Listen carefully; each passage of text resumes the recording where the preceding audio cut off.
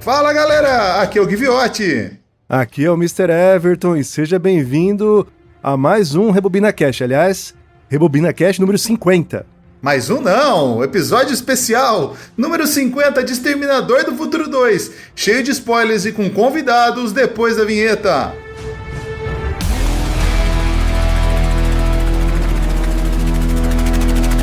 Rebobina Cast, volte ao play dos clássicos.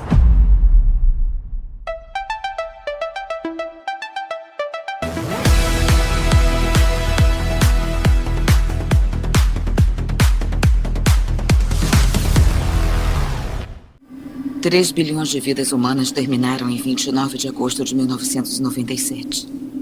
Os sobreviventes do bombardeio nuclear, chamado Dia do Julgamento, viveram apenas para enfrentar um novo pesadelo: a guerra contra as máquinas. É verdade, não é mais um, é um episódio especial e temos convidados. Sim, vamos lá, se apresentem, meus amigos. Eu sou o Cris Polizello. Tenho um perfil no Instagram chamado 5 Cenas, onde eu posto conteúdos diários sobre notícias, entretenimento e também dou dicas de filmes e séries. E aí, galera, aqui é o Lucas Dominique, do Incrível Filme. É um prazer estar aqui de novo, né? Estive aí nos noventistas, né, dos filmes de ação. Foi bem acirrado, lembro que no final ainda fiquei contra todos vocês, mas foi uma delícia participar e tô muito animado, né, pra falar de um dos melhores filmes que eu já assisti na minha vida, principalmente que tem o Schwarzenegger, que é um dos melhores atores de todos os tempos de ação. Nós concordamos com isso. Fala galera, eu sou o Sérgio Zansky, um prazer estar aqui com vocês nesse episódio tão especial, falando sobre um filme mais especial ainda, que marcou o início da minha adolescência, e vai ser muito bom conversarmos um pouco sobre esse filme. E vocês podem me achar lá no @cine.dendê, e mais uma vez, muito obrigado pelo convite, um prazer, uma honra estar aqui com vocês. A gente que agradece a todos aí. Sejam bem-vindos, sejam bem-vindos. Só vale ressaltar, pessoal, que o Sérgio, o Lucas comentou, né, que o Cris e o Lucas participaram da Copa do Mundo dos melhores filmes de ação de 1996. E o Sérgio era pra ser um dos convidados, é que ele não pôde vir. Mas pode ser que o final daquela competição, o VAR ia ser acionado, porque estaria o Sérgio junto. Nunca saberemos. Nunca saberemos, vai ter que esperar a próxima Copa agora. A gente vai marcar outra Copa do Mundo aí pra tomara que não seja daqui a 4 anos. Não, a nossa Nossas Copas dura nem meses assim, cara, fica tranquilo. Falando de Exterminador Futuro 2, esse filmaço de James Cameron. E eu te pergunto, Mr. Everton, o que mais dirigiu James Cameron? Em uma época que o mundo não era tão azul, esse cara fez de tudo. Ele dispensa apresentações, sei lá, de Aliens a Titanic a Avatar. Mas hoje ele tá muito focado no mundo mais azul. Avatar aí, puta. Não, assim, o filme é legal. O primeiro filme foi muito bom, viu? Eu acho que, não sei se os nossos convidados aqui gostam ou criticam muito a linha do Avatar, mas o primeiro foi bom. É que agora tá muito, muito azul, tá demais, eu acho. Foi bom, cara, mas assim, vamos repetir o mesmo filme, né? Toda vez, é isso, é triste, né? É só isso sempre. Eu acho que o primeiro filme foi aquela novidade, né? Aquela coisa aquela diferente, né? Aquele algo bem diferente que o James Cameron costuma trazer, né? Aquelas novidades, mas depois, eu vou ser sincero pra vocês, eu assisti o primeiro filme no cinema, o segundo eu já assisti em casa e agora o último eu nem assisti, e nem tenho interesse assim, em assistir. E eu tava até vendo esses dias que até a própria Disney, né, andou dando uma cortada aí, né, pra ele, tipo, fazer o filme mais rápido e com menos orçamento, né? Então acho que até as produtoras são um pouco cansadas dessa história do Avatar já. Tudo que ele não gosta, né? O primeiro filme, acho que foi em 2009, se eu não me engano. 2009, dezembro de 2009. Pronto, eu lembro que eu tava morando na capital, aqui no Piauí, e eu voltei pra Salvador pra fazer prova. E aí, nessa época, lançou, em dezembro, eu fui assistir no cinema, cara, tanto eu, meus primos, a galera assim, ficou alucinada pelo filme, porque realmente foi uma parada muito avançada pra aquela época, né? A gente nunca tinha visto aquilo nos cinemas. Então, eu fui pro cinema, eu acho que mais do que 2 vezes assistir esse filme, foi maravilhoso, mas eu concordo com todos vocês, eu acho que as sequências já ficou uma coisa repetitiva. Eu acho muito difícil. Se esse 4 e 5 que ele tá falando aí vier pra Terra, fizer uma parada diferente, pode ser que as coisas, né, tomem um rumo diferente. Mas por enquanto tá mais do mesmo. O primeiro, quando ele vem, ele traz a tecnologia do 3D, né? Então isso já deixa todo mundo doido, eufórico. Verdade. Já tem um grande problema em relação ao segundo, que demora muito tempo, né? Há um hiato de mais de 10 anos para lançar o segundo. E você pega um terceiro que eu acho que o orçamento ficou muito ali equilibrado para se pagar, mas não é um filme que deu muito lucro, um filme que bate mais de 1,3 bilhão, mas não teve tanto lucro assim, porque o orçamento é extremamente inflado. James Cameron, ele adora um dinheirinho para fazer um filme e ele gasta muito. Mas os estúdios enchem o bolso dele de dinheiro porque dá retorno, né? Então, sim, esse filme mesmo na época foi o maior budget de todos os tempos. Dá retorno, mas aí o Titanic vai continuar dando ainda? Ou o Titanic o quê? O Avatar vai continuar dando retorno ainda, né? Eu acho que James Cameron poderia estar fazendo outras coisas, porque ele é muito bom, ele é um diretor visionário, ele é incrível mesmo, mas ele tá tanto tempo aí apegado ao Avatar que ele tá deixando de nos presentear com talvez outras obras incríveis que ele não tá fazendo porque ele só quer fazer Avatar. Exatamente. Poderia ter um True Lies 2, né? Aí, cadê o True Lies 2? Já não dá mais. Pois é. Porque o Avatar, ele acabou cansando, a ideia do Avatar acabou se estendendo muito e parece que não tem mais nada de novo. É mostrando, no 2 mesmo, teve uma cena lá que ele mostrou várias vezes da questão da baleia e tudo mais. E assim, eu acho que ele foca muito em determinados pontos ali do Avatar que o pessoal já tá meio cansado de ver. Que nem a gente disse, o primeiro foi novidade, o segundo ok, mas o terceiro, né, como eu disse, eu não assisti, mas tem muita gente falando que é mais do mesmo, sabe? Então eu acho que Avatar acabou cansando um pouco, mas ele tá falando do 4, do 5, daqui a pouco vai ter 10 Avatar e as outras coisas, né? Então, mas aí você imagina que o terceiro filme deu 1,4 bi, né, cara? Então, assim, eles vão continuar fazendo esse filme, mesmo sendo 400 milhões, que é o que custou, porra, ainda tem um lucro muito grande, né, pra estúdio. É porque você pega assim, 1,4 bi, geralmente 50% desse valor é o lucro, né? Porque o 50% é pro cinema, então 1,4 é 700 milhões que o estúdio arrecada. Aí você tira 400 milhões em relação ao filme, ok, ainda sobra 300 milhões, mas se a gente for comparar, por exemplo, com o primeiro, foi 4,3 bi, e o segundo, que bateu 2,4 bi, você vê que ele tá caindo em relação ao que ele tá arrecadando, né? Então até que ponto a Disney vai suportar isso, né? E tem o valor do marketing também, né? Sim. O valor do marketing, né? Então, assim... Nisso tudo, o que é interessante sobre James Cameron, e é bom até analisar isso, assim, depois de Avatar, em 2009, ele não fez mais nada a não ser isso. Diga assim, tem algumas paradas de clipe musical, documentário, sei lá, mas ele não fez nenhum filme. E antes de Avatar, ele só fez Titanic, pô. Entendeu? Antes de Avatar, ele só fez Titanic. Então, tipo, o cara tá fazendo nada, pô. E Titanic teve a polêmica, né? Titanic também teve uma polêmica de valores que ele gastava, né? Ah, sim. A maior polêmica do Titanic é se caberia 2 naquela porta, né? O que já provaram que sim, caberia. Caberia. Ai, cara, isso já é outra polêmica, né? Mythbusters até testou lá, né? Ah, caberia, cara, caberia. Mas é inegável, mas é inegável que o cara tem um toque de Midas ali, né? Ele sabe onde ele vai pôr o trabalho dele. Isso... Tem isso. Né? E também tem coisas antigas aí, como True Lies, O Segredo do Abismo, gente. Isso aí também muito filmaço, bom, né, muito cara? bom, muito bom.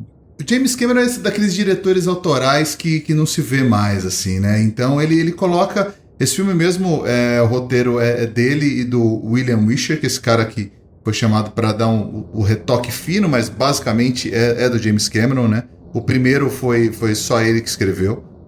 No elenco a gente tem, claro, Arnoldão retornando aí como o T-800, né? A Linda Hamilton fazendo a Sarah Connor. Linda Hamilton, o pessoal aceitou voltar para esse filme se mostrasse uma Sarah Connor completamente perturbada e não aquela songamonga do primeiro filme. O Edward Furlong aí no seu papel de estreia no cinema fazendo John Connor. O Robert Patrick fazendo o T-1000. O Joe Morton fazendo Miles Dyson. E o Earl Boen fazendo o Dr. Silverman, que tá nos 3 filmes originais aí do Exterminador do Futuro. Você não pode esquecer de falar do talismã do James Cameron, né? Que é a Janette Goldstein. Ela tá em vários filmes do cara, né?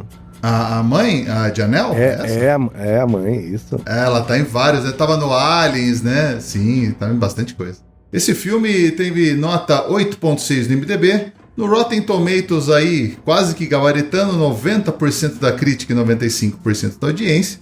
E atualmente este filme está no streaming somente no Universal Plus, mas os ouvintes sabem onde achar se quiserem, né? Tem aí. Mas eu acho que o Lucas deve ter a mídia física desse filme, eu aposto, hein? Cara, com certeza, cara. Eu perdi o lançamento da Obras-Primas do Cinema e quando eu fui procurar pra comprar, tava tipo assim, o triplo do valor que foi vendido. Mas é uma edição que depois eu vou mandar pra vocês. Eles lançaram aqui no Brasil, coleção absurdamente linda, Blu-ray, porra, velho, mas eu perdi, infelizmente. Porra, cara. Eu acho que o Sérgio não estava aqui, mas os ouvintes também talvez lembrem do último episódio.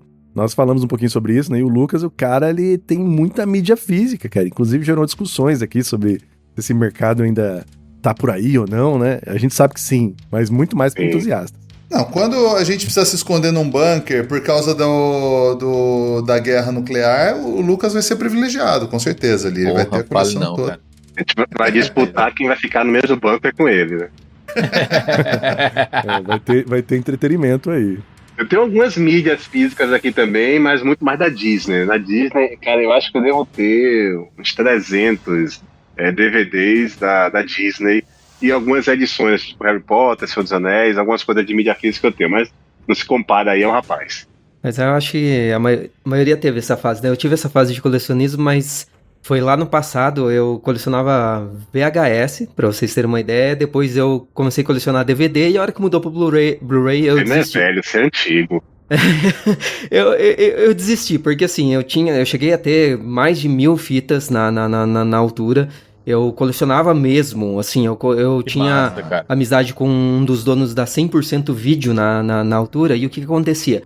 Como na época eles compravam, era tipo a Blockbuster, né, eles compravam muitas cópias. E assim, era no lançamento, passava ali às vezes 5, 6 meses, o pessoal deixava 3, 4 cópias, e ele colocava essas cópias à venda, e com um preço muito acessível. Então eu comecei a comprar, aí veio DVD. Aí eu mudei, comecei a colecionar DVD, eu cheguei a ter uma média de uns 300, aí chegou uma época que eu falei, não, isso daí tá ficando muito caro. Veio o Blu-ray, eu falei, não, chega, falei, não dá mais. Falei, comecei com o VHS, fiz uma coleção enorme, acabou, depois mudou pro DVD, aí veio o Blu-ray, falei, não dá, mas... Hoje também nem tem espaço pra guardar tudo isso, mas eu acho maravilhoso aí quem coleciona ainda hoje. Porque a gente sabe que o streaming entra e sai o conteúdo com muita frequência, e tem alguns conteúdos, tem alguns Blu-rays que você sabe que a qualidade é bem superior ao que a gente tem em formato digital, né? Algum de vocês assistiu no cinema esse filme? Eu não. Exterminador? Não. Foi 91, em algum relançamento, né? 91. Que agora tá sendo relançado no cinema, se eu não me engano, né? Pra edição de 35 anos. Exatamente, eu li algo sobre, parece que eles vão relançar no cinema, e se relançar mesmo, aí dessa vez eu vou assistir, com certeza. Chegar aqui no Brasil eu vou também. Tá tendo uma onda de relançamentos, né? Por exemplo, teve o relançamento do filme De Volta para o Futuro. Esse eu fui ver no cinema, porque eu sou muito fã, né, da série. E, cara, foi muito legal ver no cinema. É aquele tipo de filme que você assiste 1 milhão de vezes, eu, né, por exemplo, igual a este. Aposto que vocês viram muitas vezes, não viram no cinema, mas devem ter visto na Globo, na TV, essas coisas. Sim. E quando sai no cinema é legal, vale a pena. O último que eu fui ver no cinema foi o Tubarão. Porra, legal. Pô, Tubarão, filmaço. Mas sabe o que é isso, velho? É porque hoje em dia tá muito difícil você ter um filme nesse padrão, sabe? Dos anos 80, anos 90. É muito difícil você achar um filme hoje em dia que realmente tenha a qualidade desses filmes mais clássicos. Eu acho que a palavra que você falou é essa, é padrão de qualidade. Isso é um negócio que esse filme tem demais. Você pode gravar em 4K, mas assim... Se o filme for uma porcaria, o 4K não ajuda em nada também, né? Nada, é verdade. Não salva. Esse filme, no cinema, ele custou 102 milhões, né? E ele fez de bilheteria 517 milhões. Na época, foi o filme mais caro já feito e com a maior bilheteria de todos os tempos, né? O que depois viria a ser passado aí, Jurassic Park, viria a ser ultrapassado Titanic, depois mais pra ver Avatar, não, todo mundo sabe. Olha, vejam que, exceto esse que você citou do Jurassic Park, que também é um puta filmaço, os outros filmes que vão ultrapassando, quebrando essa barreira, muitos são do próprio James Cameron. É, dele mesmo. Sim, é verdade. Cara. O James Cameron, ele é muito bom, mas o que é melhor são as redes sociais do RebobinaCast, não é mesmo, Mr. Everton?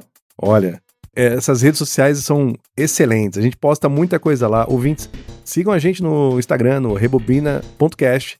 Ouça os episódios no Spotify, no Apple Podcast, no seu agregador preferido. Estamos em quase todas as plataformas, até no Deezer. Quem tem Deezer aí? Ouçam a gente no Deezer também. E vão lá no YouTube, no @RebobinaCastBR. Beleza. Precisamos ler a parte de trás da caixa, né? Olha, a gente acabou de citar rapidamente aqui sobre locadoras e até no último episódio, eu e o Gui estávamos falando.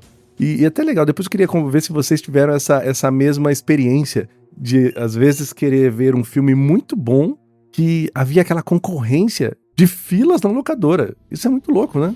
Olha, a geração Enzo jamais vai saber o prazer de você chegar numa sexta-feira à noite, ir na locadora, escolher os filmes que você vai passar o final de semana, os jogos do Super Nintendo que você vai alugar ali também pra jogar no final de semana, e conversar, trocar ideia. Cara, é uma experiência incrível. O stream, ele facilita a vida, mas você ir numa locadora, nossa, era bom demais. Né? Eu adoraria que existisse hoje ainda. É uma experiência incrível, né? Quem viveu essa época de poder ir na videolocadora, poder escolher os filmes. Eu lembro que na região onde eu vivia, as videolocadoras, os lançamentos eram 24 horas, independente, né, do dia que você alugasse, você tinha que devolver no outro dia. Porém, se você alugasse no sábado, você poderia devolver só na segunda.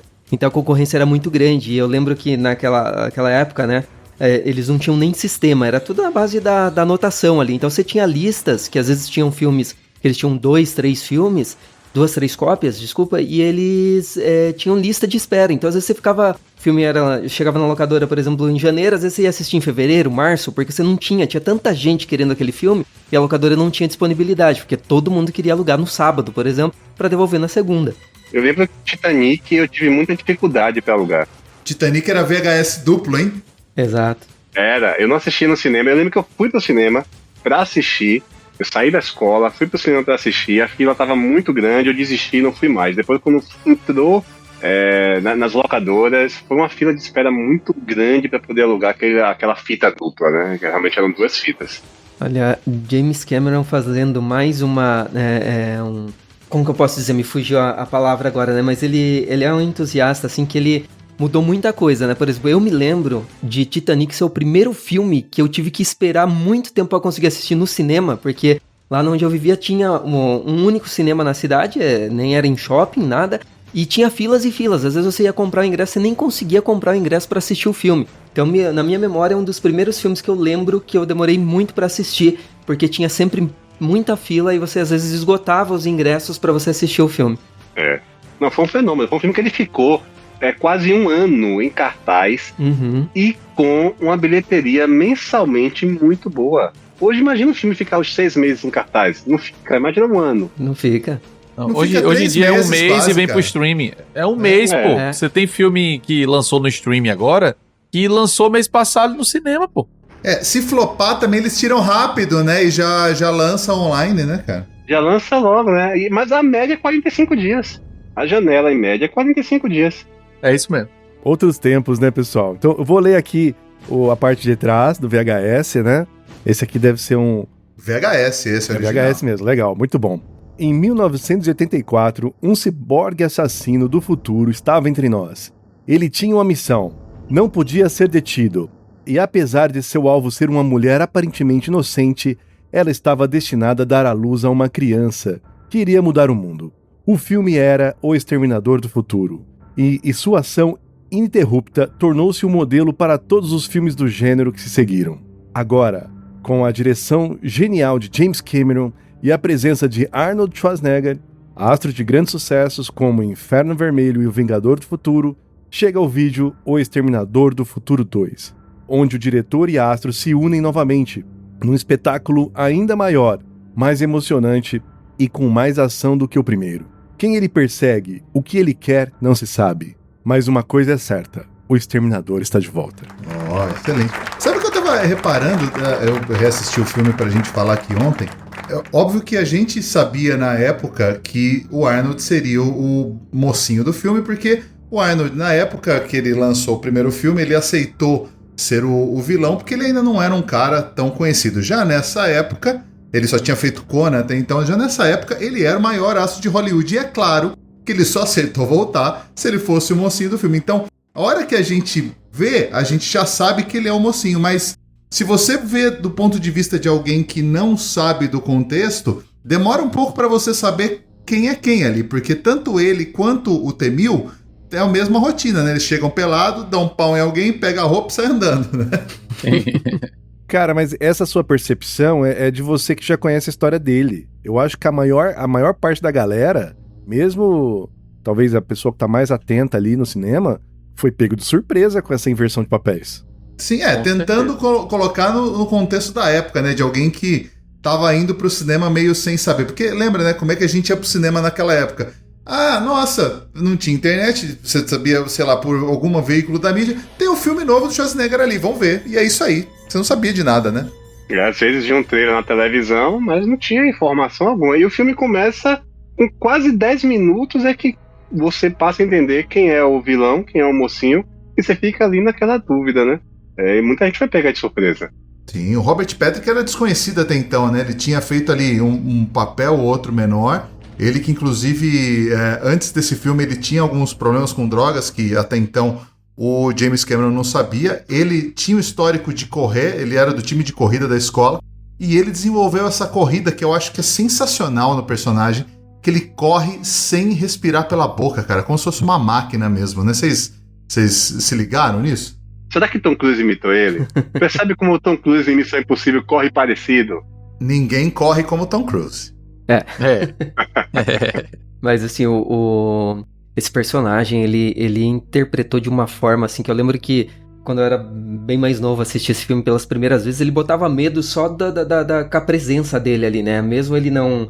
ele era um vilão assim que a presença dele me botava medo, assim, o jeito que ele andava, o jeito que ele corria, a forma que ele atuava. Eu achei que foi um dos papéis assim excelentes da carreira dele. Como vocês comentaram, ele tinha feito poucos filmes antes, mas eu acho que foi esse filme que alavancou ele aí em Hollywood, porque depois desse filme ele acabou fazendo muitos outros, né? Agora é impressionante como você pega a genialidade do James Cameron, que em um filme apenas ele consegue ter 3 personagens que entram para a história do cinema, né? Você já tinha a Linda Hamilton já encaminhando com o primeiro, mas no segundo ela vira badass mesmo, ela é a toda poderosa, e aí você tem o Robert Pratt com o T-1000, você tem novamente o Schwarzenegger, que faz muito mais sucesso do que o primeiro, porque agora ele com o mocinho, ele tem até um pouco mais de destaque, mas os 3 personagens, eles estão na história do cinema, e isso não... O Robert Patrick fez alguns filmes depois, até participou da série Arquivo X. Recentemente ele estava até no Pacificador do James Gunn. Mas quando você fala dele, a primeira imagem que vem na sua cabeça é de Exterminador do Futuro 2. É impressionante, ele ficou na história. Para mim, ele até, na minha opinião, o papel dele é mais marcante até do que o do Schwarzenegger. O Schwarzenegger fez inúmeros papéis que você consegue parar Schwarzenegger, você pensa, você vê vários personagens que ele fez ao longo dos últimos anos, da vida dele como ator. Agora, quando você pensa no Patrick, você vai, Exterminador do Futuro 2. Direto no T-1000, verdade. Cara, e o T-1000 é um puta personagem, hein? Sim. Eu vou ser bem franco, o Arnold, T-800, né? Ele é um cara, é um robô grande, ele é um personagem grande, mas assim, o T-1000, por ser um personagem, vamos dizer assim, normal, esguio, que aquele olhar, que ele tem um olhar, Sim. né? Quando ele vai lá na casa do John Connor, na casa dos tutores dele, que ele vai como policial, aliás, é muito louco. Essa inversão de papéis ela é impressionante, né? Porque mostra a dinâmica da inteligência do diretor, que também foi parte do roteiro aí. Mas quando ele vai ali na casa, pega uma foto lá do garoto e olha, o olhar dele ali, cara, dá medo realmente, né? E acho que a corrida dele é foda mesmo, viu? Ele aprendeu a correr sem respirar, isso é impressionante.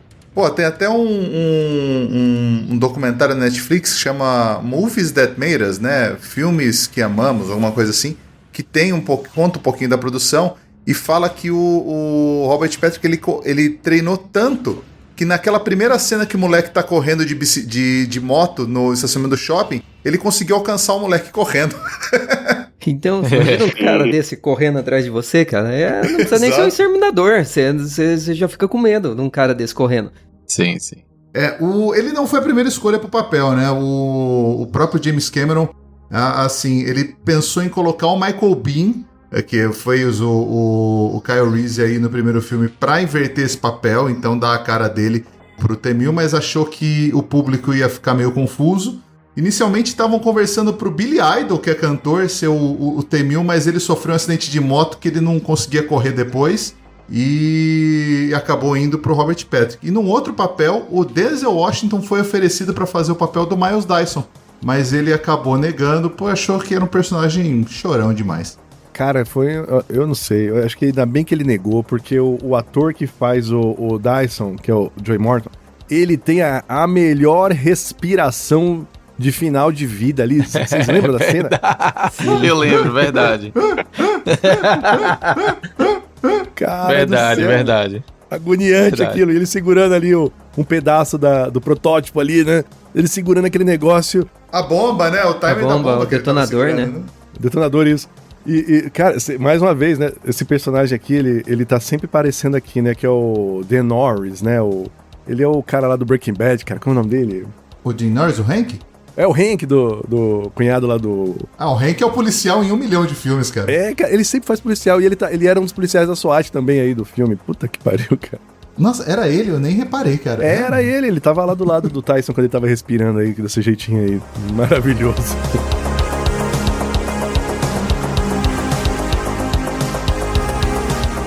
As continuações, vocês assistiram a algumas das várias? Porque assim, o primeiro é uma obra-prima até hoje, o segundo é das poucas continuações melhores que o original.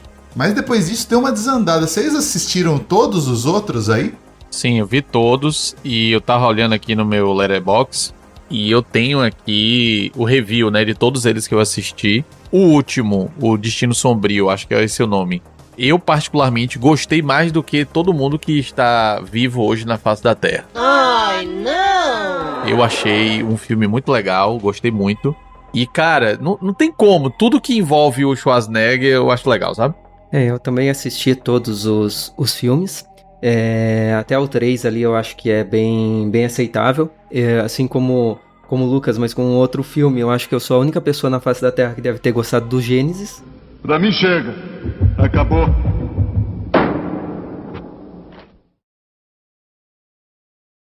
Mas eu gostei Você é bastante. mesmo, cara? Você é mesmo. Eu gostei do Gênesis. E agora o último eu já não achei tão assim... tão bom quanto os outros. Eu achei que aquela ideia de trazer o T-1000 pra ser nem lembro direito da história, mas ele era não sei se ele era um instalador de cortina, o que era, daí ele teve um relacionamento com a mulher lá. Eu falei, nossa, o que... Não, essa parte é foda mesmo. Eu falei, o que eles estão fazendo com o Exterminador do Futuro? Aí a Sarah Connor, ok, né, aquele... que é o que tá acontecendo no cinema de hoje, né, os velhos B10 lá, né, que são os velhos que tão nativa ainda, né, a gente aconteceu isso com Halloween, como outros filmes, mas é a Sarah Connor, então a gente aceita, mas o que fizeram com o Exterminador, não, pra mim não foi, não deu, né. Mas como eu disse, né, eu gostei de Gênesis, que todo mundo odiou, e não gostei muito desse último que dividiu opiniões, mas acabei assistindo todos. E o terceiro também, eu assisti até no cinema, inclusive. O terceiro eu achei ele bem bacana, achei que teve uma história legal. Agora, um que ninguém acabou citando aqui ainda, que eu falo que poderia ser um filmaço, que a gente sempre esperou isso, ver esse futuro distópico do Exterminador do Futuro, mas eu acho que fizeram algumas escolhas erradas, principalmente no casting ali do Salvação, com o Christian Bale lá. Eu acho que teve algumas escolhas erradas ali, da forma que abordaram o Exterminador, dele ter um coração, aquelas coisas, mas a parte do futuro mesmo, eu achei muito bacana desse filme, mas eu acho que eles desperdiçaram a ideia, porque quem é fã de Exterminador gostaria de ver aquele futuro um dia, né, como é o Exterminador, né, como ficou esse futuro, né, que todos imaginavam que ia acontecer, né? Mas eu acho que eles perderam essa oportunidade. Eu acho que A Salvação ela tem um problema que chama Sam Worthington, né? Pra mim, então. esse ator... Nossa, cara, que ranço de qualquer filme que tem esse cara. O atorzinho sem vergonha, cara. Ele tá no Avatar, né? Exato. Quando ele fica azul, salva um pouco ainda, mas fora isso, eu acho que é o que prejudica esse filme também. O Exterminador Gênesis é o que tem a Targaryen lá, do Game of Thrones, né? Isso. A Emília. Que o Chris é o único que gosta. E o Guilherme não gosta por conta do ator lá que faz o Kyle Reese. Ah, não, aquele ator é péssimo. Nossa! Nossa! Tinha esquecido dele. E agora eu percebi que ele também não gosta da Salvação por conta do outro ator aí, do Sam Nossa, são dois péssimos atores, cara. Puta que pariu! Mas esse John Connor aí, esse ator, que eu esqueci o nome dele, ele tem ele consegue estragar franquias, né? Porque, por exemplo, o Exterminador do Futuro, esse daí ele conseguiu fazer um péssimo papel. Aí teve acho que foi o Duro de Matar 5, se eu não me engano, que ele é filho do McLean. Eu falei, gente, é um ator assim que é difícil, ele é um matador de franquias, né? Exato. Ele fez o filho.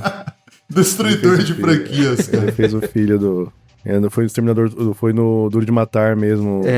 Um Bom Dia para Morrer. Exato. Colocaram o nome, parece que é nome do 007. Eu fiz aqui o meu ranking, tá rolando aqui no Letterboxd.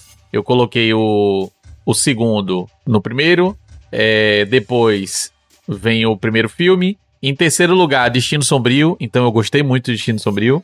Aí, quarto lugar, vem Exterminador Salvação. Aí depois vem o 3 e, por fim, o Gênesis. Olha aí. Eu disse, só eu gostei do Gênesis. Eu quase que segui o Lucas em tudo, só que eu colocaria aí, eu gostei até do Exterminador do Futuro 3, cara. Eu gostei mais do que os outros, até mesmo... Talvez eu colocaria Destino Sombrio acima, depois Exterminador do Futuro 3. É que o negócio dessa viagem do tempo é que eles começam a inventar tanta regra que caga tudo, né, cara? Fica uma loucura, né? Viagem no tempo é complicado. Mas, assim, gente, voltando pro filme, a gente tava falando do T-1000. Cara, vale reforçar como esse personagem foi revolucionário em efeitos visuais e no tipo do vilão, cara. Metal líquido.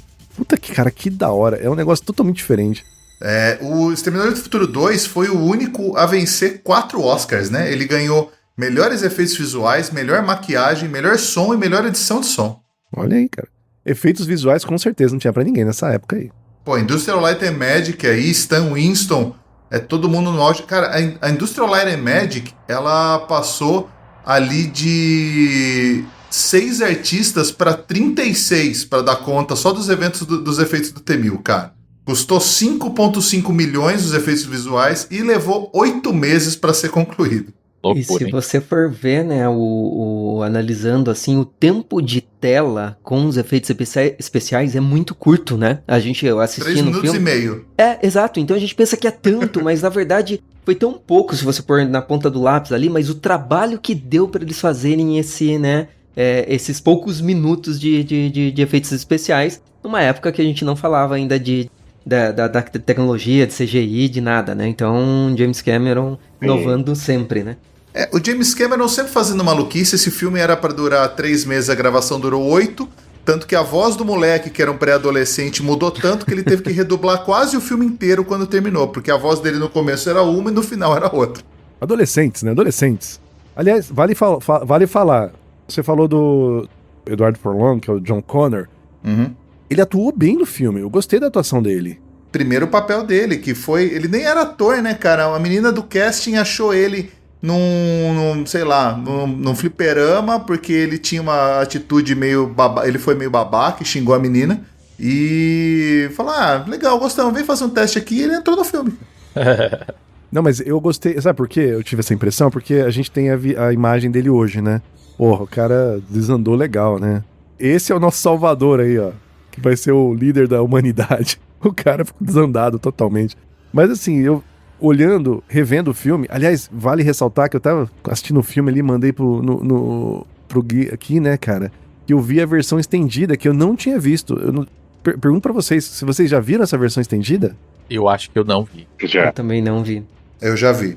De repente, aparece o O Kyle Reese. Kyle Reese, Kyle Reese num sonho da Linda Hamilton, lá da Sarah Connor. E eu falei, cara, que é isso? Eu nunca vi essa parte nesse filme. O que tá acontecendo aqui? Aí de repente apareceu um monte de cenas que eu não tinha visto, cara.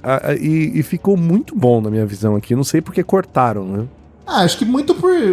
assim, o filme tinha que ter mais próximo de 2 horas pra...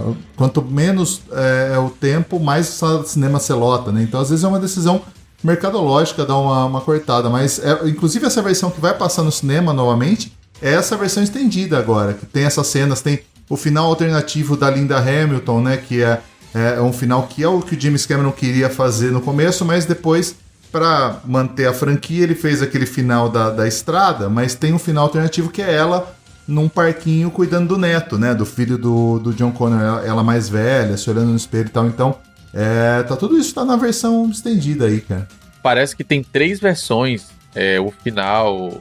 Caramba, 3? 3. Realmente, tem essa questão dele como senador, tem a da estrada, agora esse terceiro eu já não sei qual é. O terceiro é dela no parque, né? Não, no parque é ela com o filho sendo senador, né? Empurrando o neto, coisa assim. Faz tempo que eu vi a versão estendida, não lembrava dessa parte de senador. Dá 3 versões aí, né? No caso, dá 3 versões. De certa forma sim, é verdade. Você chegou a ver alguma outra versão aí, Sérgio?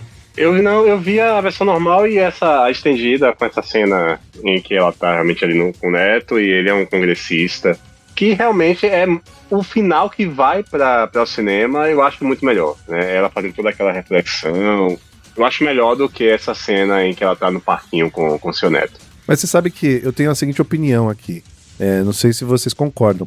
Vocês até mencionaram aí, a gente até discutiu aqui sobre os outros filmes, mas eu acho que o Exterminador do Futuro tinha que... A história, tá? É que às vezes o negócio dá muito dinheiro, é muito legal ver, né? O lore do universo, mas ele tinha que parar aqui. Esse deveria ter sido o último filme. O resto, cara, é só... Sim. Você vê que não agrega muito, né? Eu concordo. Até pelo título, a forma que ele foi concebido e tudo mais, eu também acho que esse é o primeiro ótimo, o segundo excelente, eu acho que deveria ter parado ali. Concordo consigo. Deveria parar e não ter essas continuações. A única franquia que tá parada enquanto o autor está vivo é De Volta para o Futuro, né? Tá parada, ele diz que ele bate o pé, não vai ter mais nada, não vai ter remake. E assim, a galera gosta de dinheiro, né? E aí você acaba estragando a história da obra, fazendo inúmeras sequências que não falam nada, não entregam nada, e muitas delas nem dinheiro tá dando. De Volta para o Futuro é um exemplo. Ainda teve a série, tá? A série da Sarah Connor, né? Já teve a série ainda. Isso, verdade. Nossa, tinha até esquecido. Nossa, esqueci dessa série terrível. Eu não assisti essa série. Era uma Exterminador mulher, né? Com o John Connor adolescente. O Lucas assistiu? Eu não acredito nisso. Não assisti não. Ah, bom. Ó, eu concordo com você aí, viu? De Volta pro Futuro não pode ter sequência, cara. Não pode. Não podem fazer a mesma coisa que estão fazendo com o Exterminador do Futuro. E, ô Lucas, depois vamos negociar aquela fita lá, hein? Aquela DVD lá, hein? Pra vocês, é o melhor filme de ação dos anos 90? Rapaz, é mexer no vespeiro essa pergunta aí, viu? Os anos 90 é a década dos brucutus, né? Você pega finalzinho dos 80, mas dos anos 90 é a década que a galera de ação ali tava no seu auge. Não sei se ele talvez seja o melhor. Que ele vai estar ali entre os 5, com certeza. Agora, que ele é o melhor filme de ação com ficção científica, aí sem dúvida. Eu acho, pra mim, que ele é o melhor. Eu também. Eu acho que é o melhor também, cara. Assim, isso não é demérito dos outros, mas é mérito desse, né? Porque, poxa, você vê as sequências icônicas de perseguição, principalmente nesse filme, né? A cena do caminhão com a moto, que o Schwarzenegger engatilhando com uma mão ali, que quase nocauteou algumas vezes o moleque enquanto tava na moto, né? E a parte do dublês, que, cara, beleza, você vê que é um dublê ali pulando, mas... o dublê é legal que o dublê do John Connor era um molequinho, um cara de 40 anos e 1,5 m, assim, pra parecer ele dirigindo. E, pô, a sequência de ação desse filme, aquele helicóptero passando rente na ponte ali, cara, que foi eles queriam fazer por CGI, mas ia ficar muito estranho, eles fizeram no prático, cara. Em termos de ação, é muito difícil ter outro filme que bata esse, viu, cara? Não, ele é incrível, né? O outro filme de ação que eu gosto muito dos anos 90, também é dirigido pelo James Cameron, também tem o Schwarzenegger e é True Lies, né? Opa, já foi Rebobina Cast aqui. Esse é muito bom também, viu? E esse é bom pela história, né? A gente tava... Cara, é um filme de ação que tem ação e comédia na medida certa, né? É muito bom, cara. Mesmo. Sim. O James Cameron, ele tem esse toque, cara. A gente tá falando dele aí do Avatar, mas quando ele faz outras coisas, cara, ele brilha. Ele é incrível. Ele é um diretor, tá? Sim. A gente tá falando das cenas de ação. Cara, tem a cena da motocicleta, perseguição de carro, né? Tem a cena da motocicleta, tem a cena do que eles estão sendo perseguidos por um helicóptero, gente. Depois parece um caminhão com nitrogênio líquido. Muitas camadas. Faz tempo que a gente não fala de camadas aqui. Tem muitas camadas no momento de ação aqui, viu? Muito foda. Aliás, é até difícil. Qual que é a melhor cena pra vocês aí de efeito ou ação que vocês tenham em mente aí, sabe? Desse filme? Olha, tem algumas cenas, mas a cena pra mim, Sérgio, com 91, eu tinha 7 anos de idade, então eu ali na casa dos 10 anos de idade, assistindo esse filme, quando o T-1000 tomava o tiro e aquele metal que espirrava assim no corpo dele, eu achei aquilo incrível. Pra mim aquilo era uma revolução, era algo impressionante. E uma cena que ontem reassistindo, mas eu dei muita risada, quando o Schwarzenegger chega no helicóptero, olha pro cara, ele só fala, desce. E o cara se joga do helicóptero. Sim. É incrível, velho. Cara, pra mim, eu acho que a maioria deve concordar. Acho que a melhor cena do filme, e até hoje, é a cena daquele canal ali, né? De esgoto, sei lá. E Sim. ele pulando com aquela moto, acho que é uma Harley Davidson, né? Ele pulando com aquela moto ali. Cara, pra mim, eu acho que a melhor cena de ação do filme é aquela ali. É espetáculo.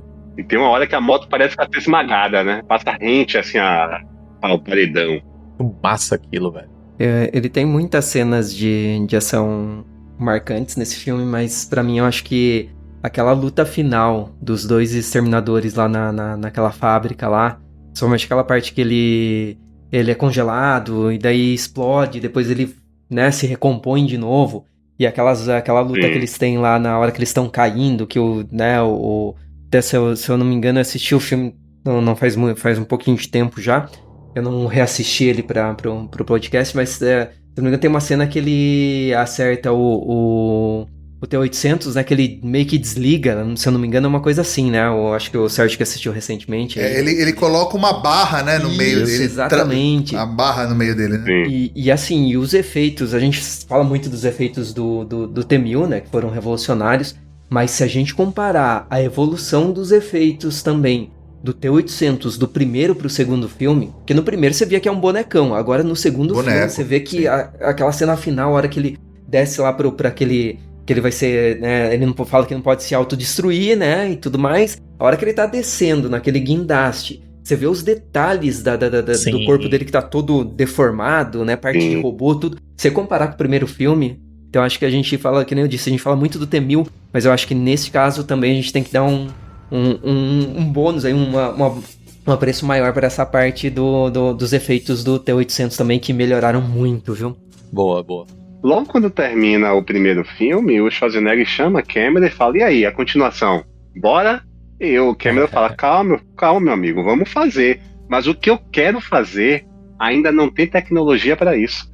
E ele já queria fazer, no primeiro filme de 84, o metal líquido.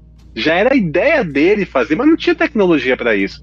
Então ele espera o momento, e o Cameron faz isso também com o Titanic. Titanic já era uma coisa que já estava na cabeça dele há muito tempo, mas não tinha tecnologia. Então ele já pensava em todo o desenvolvimento que ele queria fazer com o Exterminador do Futuro 2, logo após a sequência assim, em 84, mas não tinha como fazer. Não tinha. Cara, era um visionário. Ele foi criando também. Visionário. Demais. É o que eu falo, ele é um cara que ele poderia estar entregando tantas obras-primas pra gente, mas ele tá ali querendo só avatar. Ô, meu filho, sai dessa. James Cameron, tá ouvindo aqui o episódio? Sai dessa, cara. Faz outra coisa. Tá na hora já de fazer outra coisa. Mas eu acho engraçado que o próprio James Cameron, ele não confiava muito no CGI, né? Tanto que as cenas... a gente tem dois gêmeos, né? Desculpa, 4 gêmeos, né? 2 casais de gêmeos no filme, que é a Linda Hamilton e a irmã dela, que é a Leslie Hamilton, naquela parte da fundição, quando uma aponta a arma pra outra. Aquilo ali são gêmeas, né? Ela tem uma irmã gêmea que pouca gente sabia.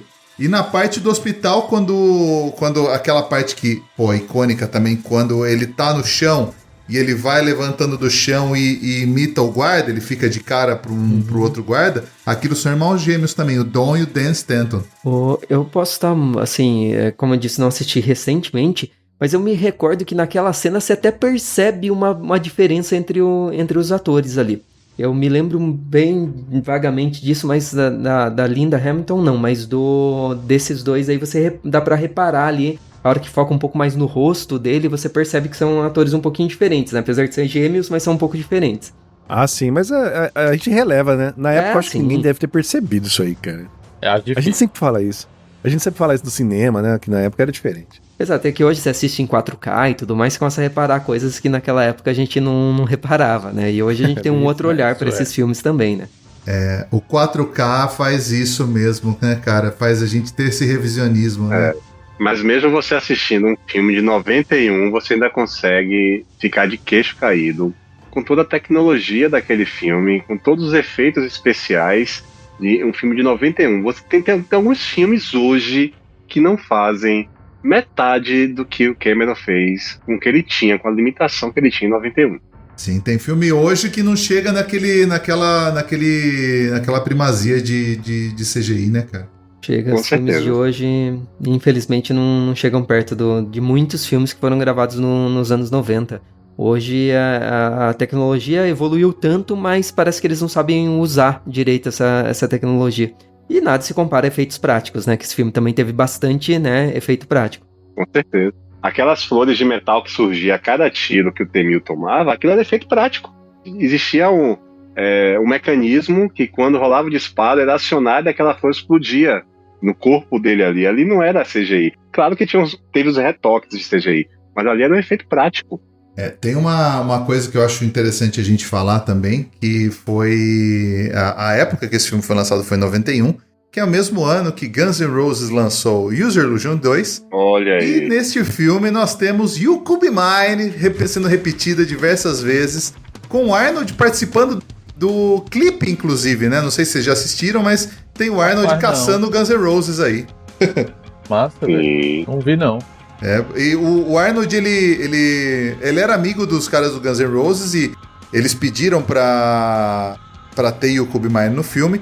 E ele falou, olha, eu só aceito se eu fizer o clipe. E tem o clipe aí, vocês procurem no YouTube o clipe de You Could Be Mine, tem ele caçando Guns N' Roses. Muito bom. Vou procurar pra ver. Legal. É muito massa. Muito massa. Na hora tem uma hora que ele, com aquele olhar dele vermelho, né, a forma do T-800 enxergar o mundo, ele olha pra o Axl e aí aparece a legenda, não vale desperdiçar balas nele. Sim, waste of ammo. É muito bom, cara. Trilha sonora, inclusive, do Brad Fiedel, aquele tan tan tan tan, é maravilhosa também. Esse né? toque é maravilhoso. Esse toque é emblemático. Top. Sensacional. A trilha sonora desse filme como um todo é excelente também, né?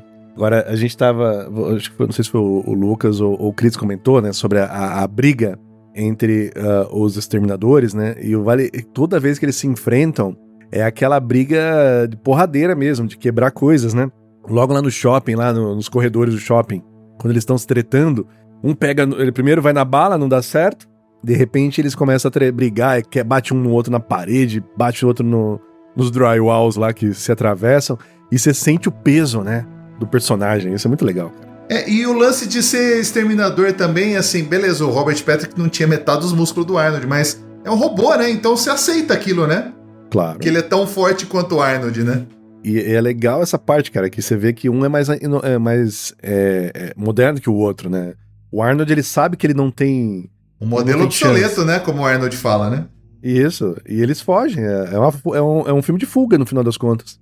E eu acho interessante que o James Cameron, ele quis fazer como se fosse um filme do menino se reconectando com o pai, né? Que acaba... A própria Sarah Connor, na hora que ela tá vendo o moleque interagindo com o Arnold no México, ela fala, né, que de todos os pais postiços que ele teve, o único que realmente tava ali pra ele e ia dar vida se precisasse era o robô, né?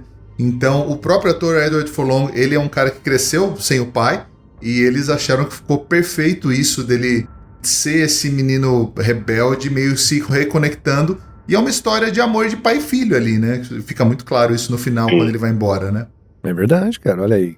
Tem emoção no filme também, você fica sensibilizado com um robô. É um drama aí também. Agora eu entendo por que vocês choram, né? Olha aí. O final do meu review sobre Exterminador do Futuro 2, eu vou abrir aqui para ler o finalzinho para vocês, porque eu lembro que eu falei alguma coisa sobre isso. Tá aqui. Um dos melhores filmes de ação e ficção científica da história do cinema. Terminar esse filme chorando por um robô é o ápice. Exato.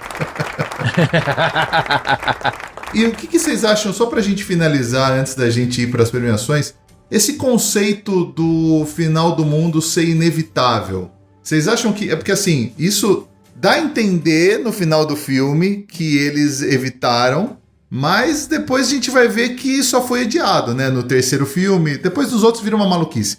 Mas que... Vocês já tinham essa ideia, assim, que não importa o que eles fizessem, acabava tendo a guerra contra as máquinas? Ele deixa claro em alguns momentos, né, que tudo é muito inevitável. Por mais que haja essa mudança, essa quebra de paradigma no final do filme, quando eles teoricamente conseguem eliminar qualquer resíduo que venha interferir no futuro, mas o futuro já está totalmente comprometido pelo simples fato, tanto do T-1000 quanto do T-800 ter voltado ao passado. E, assim, você olha que para ter existido toda essa tecnologia, ela é criada através de resíduos e do chip, de materiais lá do filme de 84. O próprio John Connor, o pai dele é do futuro, então ele só existe porque o pai dele veio do passado. Então, assim, um precisa do outro para existir e ele vai sempre existir. Agora, infelizmente, o problema é que as sequências elas não conseguem fazer algo amarrado. Você sempre tem que ficar mudando, sempre tem que estar criando histórias sem pé, sem cabeça. E assim, é nitidamente um universo tão bonito, tão rico, que dá para ser tão profundo, você criar tantas coisas interessantes, e eles não conseguem fazer. Mas eu tenho um sonho que ainda... O James Cameron falou que vai retornar a franquia, que ele vai voltar a dirigir um novo filme. Apesar que o último tinha o dedo dele como produtor e também não foi bom. Eu gostei. E eu estou na expectativa de que realmente ele... Você gostou? Eu não gostei muito, não. Espero que ele venha dirigir, e não só produza, como ele dirija o filme. Porque a história é muito rica, ela tem condições de criar várias ramificações, e mais voltada ao Exterminador 2, independente do final, deixar ali claro que tudo foi destruído e o futuro já não vai existir daquela forma, eu não enxerguei dessa forma, porque realmente o futuro e o passado ali dessa história, eles estão colados. Uma coisa vai acontecer, aquela guerra ela é inevitável, ela seria criada de alguma outra forma, mas ela seria criada. Falar de viagem no tempo, né, é algo bem, assim, complexo, porque cada um entende de uma forma, cada um tem uma visão, mas eu concordo com o que o Sérgio disse. Mas na minha opinião, assim, acho que aquele futuro, pelo que foi mostrado no primeiro, no segundo filme, ele é inevitável, né? Ele, de alguma forma, ele ia acabar acontecendo. Eu acho que ele foi só adiado, né? Então, apesar de eu ter comentado anteriormente que, pra mim, o ideal seria ter parado naquele segundo filme, porque as outras sequências, né, se perderam muito, tem muita coisa ali que não funciona, né? Eles tentaram inventar outras histórias, rebootar a história e acabou não dando certo. Mas, como o Sérgio comentou, né, que o James Cameron pode voltar, quem sabe ele não traz um final digno, né, pra essa trilogia dele, vamos dizer assim, né, o primeiro, o segundo, e agora ele faça um terceiro filme digno aí. E eu acho que ele ainda, né, se ele vai fazer um novo filme, ainda tem esperança que ele possa se passar, esse terceiro filme possa passar no futuro e a gente realmente ver como, né, essa guerra realmente aconteceu, né. Então acho que seria perfeito se ele fizer isso, né. Mas vamos aguardar, vamos ver se ele vai desistir das outras histórias aí que ele tá fazendo aí até o quinto filme, né, vamos ver. Porque se for lançar um a cada 10 anos, eu não sei se ele vai ter tempo pra lançar a outra versão do Exterminador do Futuro dele, né, mas vamos aguardar. ele vai viver até os 120 anos pra dirigir esse monte de filme, cara. Então. Tomara. Mas aí, só pra terminar Avatar, ele precisa viver mais uns 30 anos, né? Só pra terminar Avatar. Eu tava escutando ontem um podcast do Pipoca e Nanquim, e aí eles falaram em um determinado momento uma ideia que eu achei bem interessante, eu gostei bastante, que é você imaginar um filme que se passa no futuro, onde o Schwarzenegger, ele hoje um senhor Schwarzenegger, mostrando ele como humano, porque qual era a ideia deles, né, nesse pensamento? Era que lá no primeiro filme, em 84, quando foi feito, aquele visual ali foi feito em base de um humano, e esse humano ficou todo esse tempo preso pelas máquinas, e aí mostra ele nos dias atuais, no futuro, fazendo a rebelião lá, ele como humano, não como uma máquina. Caralho, foda, hein? Se fosse bem feito, sim, e bem feito, ficaria bem legal. O Schwarzenegger é humano lá, tentando acabar com tudo lá, eu achei que ficaria sensacional. E nesse caso, explicaria porque ele tá velho também. Sim. Então, cara, mas assim, eu sou um dos grandes fãs do Arnold aqui, né? Todo mundo sabe a gente tem 50 podcasts falando disso. Mas assim, ele tá beirando os 80, assim, por mais que eu ame a ideia de ter um Comando para Matar 2, para ter Conan Rei, o cara tem 80 anos, ele se move como alguém de 80 anos, sabe? Isso. É muito difícil você pensar... não sei se vocês assistiram essa última série aí que o Arnold fez na Netflix, essa Full Bar, que assim, cada 2 movimentos é um corte pra entrar o dublê, sabe? Então fica muito, tipo, Liam Neeson no terceiro Taken, assim, que tudo você vê que é dublê. E eu acho que isso impacta muito, cara. E assim, o andar dele é um andar de um idoso, que é condizente com a idade que ele tem. Então você esperar que ele vai ganhar músculo com 80 anos e sair dando porrada, é foda, sabe? Tenho uma opinião sobre isso. Eu lembro que quando eu assisti Destino Sombrio, eu acho que isso ficou evidente, mas...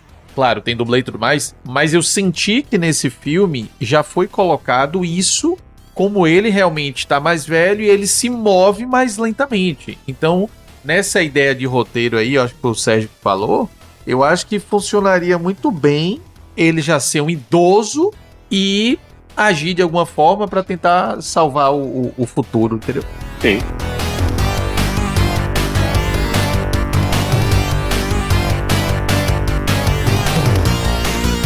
Antes da gente avançar, eu queria só discutir uma coisa que acho que a gente não citou aqui no episódio inteiro, que é muito interessante. Esse filme, ele discute o IA antes disso virar uma realidade como a gente tem hoje. Foda. Eu acho que questões de inteligência artificial já eram faladas em muitos outros filmes, e até eu acho que questões acadêmicas, com certeza, porque aqui deve ter várias pessoas de tecnologia, né? Eu sei que algoritmos de inteligência artificial se fala-se desde a década de 70. Mas, cara, esse filme abordou de uma forma que a gente brinca hoje, né? As máquinas vão controlar, né? Como é que é o nome? Skynet, pô. A gente nem falou da Skynet, que também é um personagem, né, cara? Esse é foda demais também, essa pegada de ter o vilão, de ter o anti-herói, ter o salvador e ter a empresa que tá fazendo isso, que é a Skynet. Cara, e as máquinas aprendendo sozinhas. E tem um negócio que eu vi, na verdade não foi eu que tive essa opinião, mas quando eu vi isso, eu falei, faz sentido.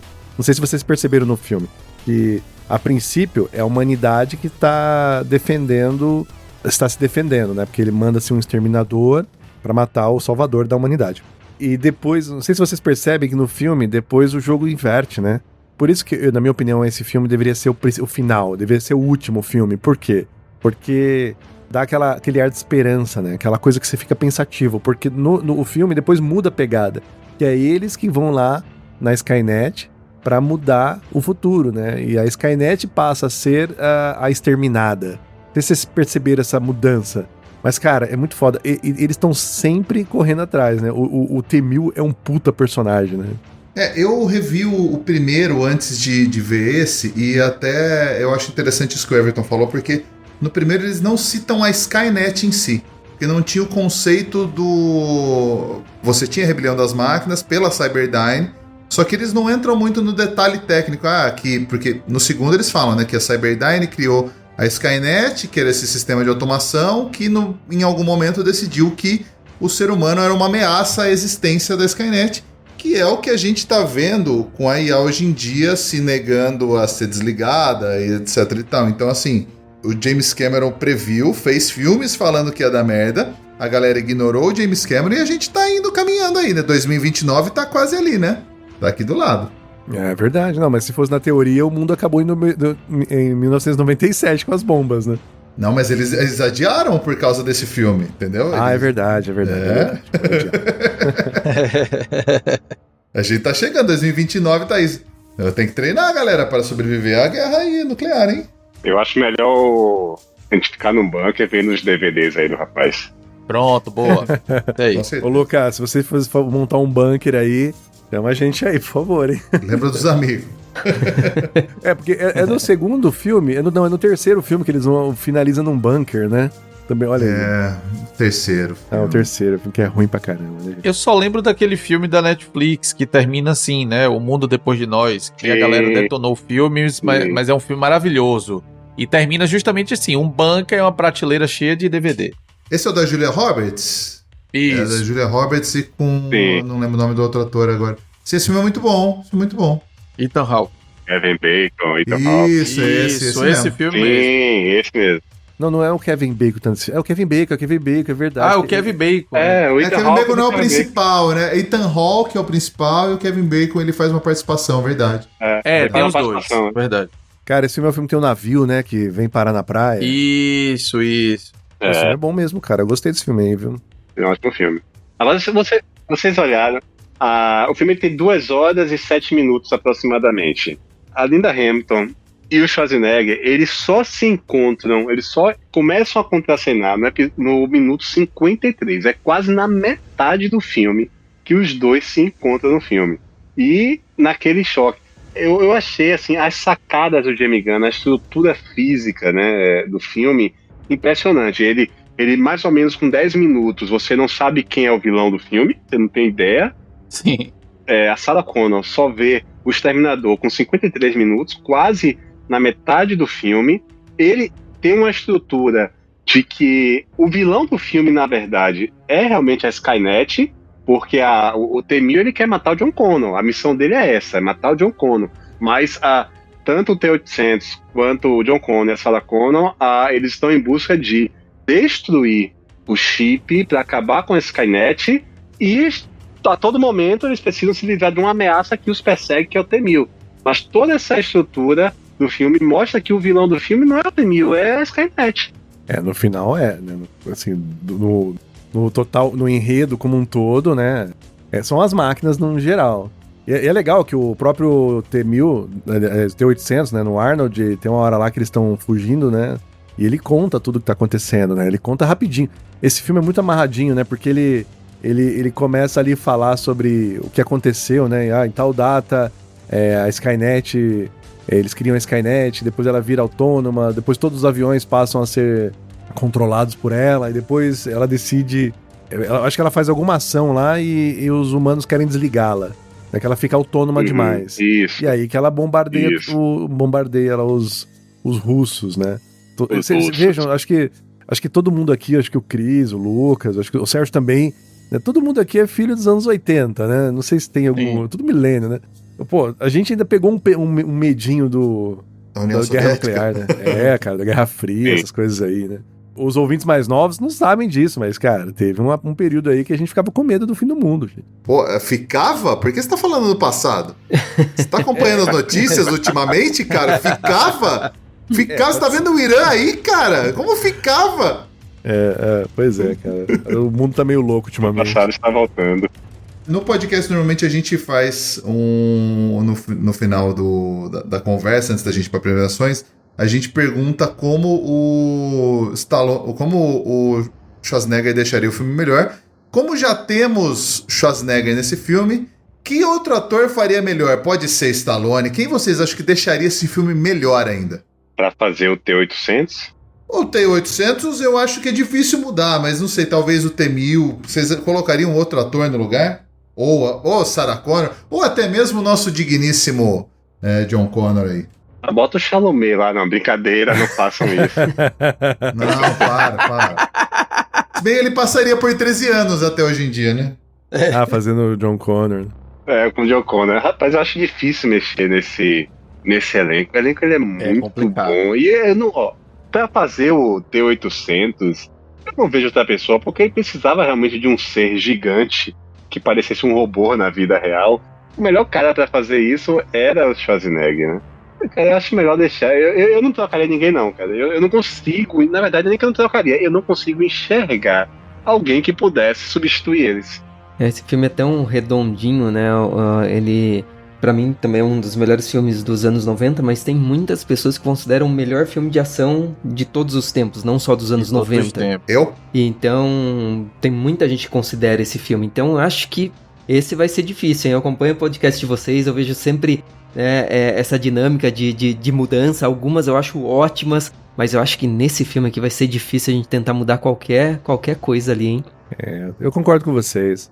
Mas eu acho que vale ressaltar um negócio que a gente pulou. A gente acabou não falando da Linda Hamilton, da Sarah, né? Porra, ela realmente ela ficou saradona pra esse filme, hein? Uhum. Ficou... de uma época... Hoje a galera fala muito sobre mulheres no cinema, mulheres com ação. Meu, ela fazia isso, ela já era uma atriz porradeira, representante aí, há muito tempo, cara. Esse filme seria considerado woke hoje, hein, cara?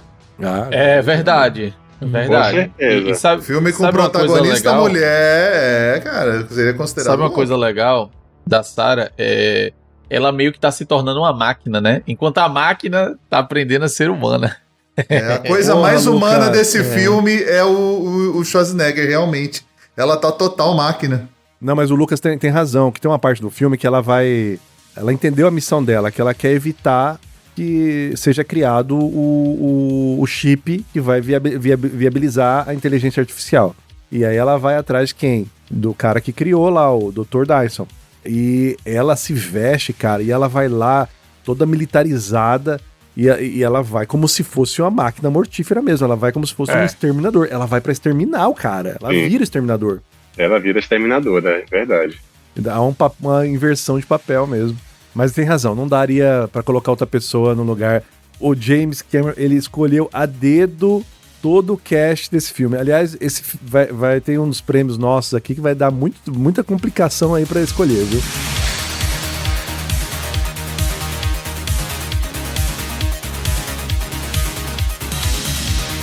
Indo para as premiações, então, o primeiro prêmio da noite é o prêmio de qualidade técnica. A gente escolhe um aspecto do filme que merece um prêmio técnico que a gente chama do prêmio George Lucas de melhores efeitos visuais.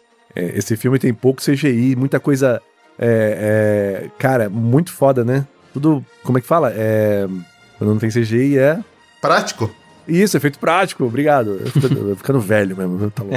Eu queria ressaltar a cena do T-1000 saindo do chão no hospital, que aquilo lá, quando eu era criança, eu falava, cara, que animal, cara, aquilo era muito bom. Aí cada um puder falar o seu. Eu acho assim, pra mim, uma cena, eu achei assim, excelente, né? Ela tem muitos pontos ali importantes, muitas cenas fantásticas nesse filme, principalmente envolvendo CGI e efeitos práticos. Mas pra mim, aquela primeira cena que os dois se encontram ali naquele corredor, né? Aquela luta ali do corredor. Para que ele entra com aquela caixa, não lembro se tem rosa, o que é que ele solta, pega aquela arma e começa a atirar no T-1000. Eu achei aquela cena excelente ali. Eu acho que a primeira cena que impacta, que a gente vê realmente como é o T-1000, né? O que ele pode fazer, né, no filme. Então eu acho que essa primeira cena, apesar de ter cenas ótimas, mas pra mim na época eu acho que mais assim me chamou a atenção foi essa cena, porque foi a primeira vez ali que eles têm aquela luta mesmo e a gente fica naquela dúvida, né? Será que o T-800 vai conseguir vencer esse exterminador, né? Com essa tecnologia, né? Sendo que ele já tá ultrapassado. Então, pra mim, essa cena aí foi excelente, assim, eu daria o prêmio George Lucas pra essa primeira cena aí de ação, não, desculpa, essa primeira cena de luta dos dois protagonistas lá, dos dois exterminadores. Eu gosto muito dessa cena, gosto muito dessa cena que você falou. Agora, eu gosto muito de uma cena que ela é muito simples, e além da cena, ela mostra a preciosidade do Cameron em não ter furos, não ter buracos no seu roteiro. Na cena em que o John Connor liga para sua casa e a a mãe, entre aspas, né, a mãe adotiva, atende, já é muito amorosa com ele já acha estranho, e aí escuta o latido do cachorro.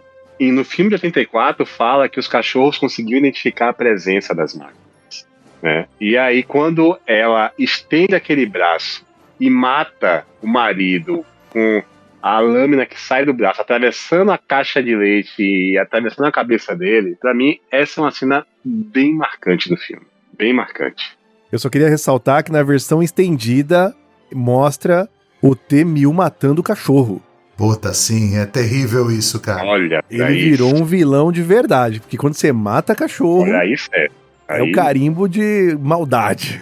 Cara, eu acho que uma das cenas nesse filme assim, que merece o prêmio e que realmente fica no imaginário popular, tanto que é uma coisa que a gente se lembra até hoje, e eu acho que a gente nem mencionou aqui, só se eu não tava prestando atenção, é a cena do T-1000 passando pelas grades, né?